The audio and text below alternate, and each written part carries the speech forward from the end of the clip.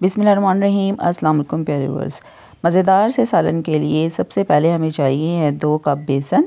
इसमें मैंने 1 टीस्पून ज़ीरा डाला है, 1 टीस्पून इसमें लाल मिर्च पाउडर डाला है और 1 टीस्पून नमक और इसमें थोड़ी सी खुश्क मिर्ची डाली है और 1 चम्मच भर के इसमें डालना है घी का और इसको हमने अच्छी तरह से मिक्स करना है। मिक्सिंग जो है ना इसकी बहुत अच्छी होनी चाहिए। ये देखिए इस तरीके से जब मुट्ठी बनना शुरू हो जाए ना बेसन की, तब समझ लें कि घी सारा अच्छी तरह से मिक्स हो गया है।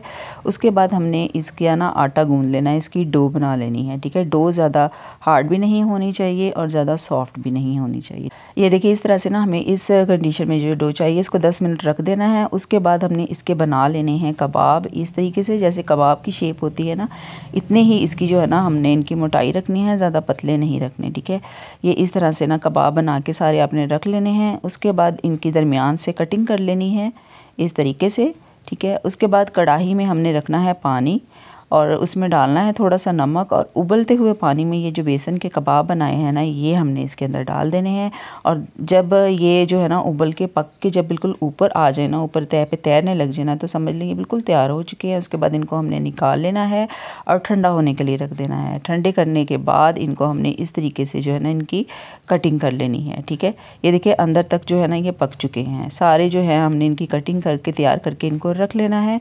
उसके बाद कढ़ाई में घी डालना है, इसमें हम डालेंगे प्याज को हम लाइट सा ना कलर गोल्डन कलर आने तक इनको हम फ्राई करेंगे। उसके बाद 1 टेबलस्पून इसमें लहसुन अदरक का पेस्ट डालना है, इसको भी हम लाइट सा जो है ना ब्राउन कलर आने तक इनको भी फ्राई कर लेंगे। उसके बाद इसमें हमने टमाटर और हरी मिर्चें डालनी है और इसमें ना मैंने 1-2 कड़ी पत्ता था वो डाला था, उससे जो है ना खुशबू सालन में बहुत मज़े की आएगी। तो ये भी अगर हो तो आप लाजमी डालिएगा।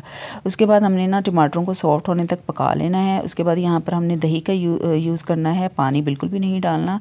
और इसमें हमने स्पाइसेस डालने हैं।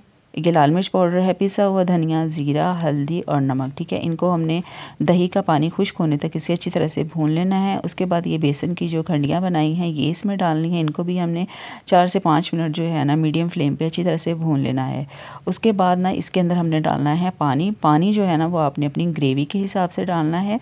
ठीक है, इसमें मैंने 1 गिलास जो था ना भर के पानी का डाल दिया था और इसको मीडियम फ्लेम पे जो था ना दम पे लगा दिया। और उसके बाद ये देखिए जी हमारा मज़ेदार सा सालन रेडी हो चुका है। इसमें हमने डालना है हरा धनिया, हरी मिर्चें डालें, पिसा हुआ गरम मसाला डालें, बहुत प्यारी सी खुशबू आएगी इसमें से। और ये देखिए जी मज़ेदार सा सालन बिल्कुल रेडी हो चुका है।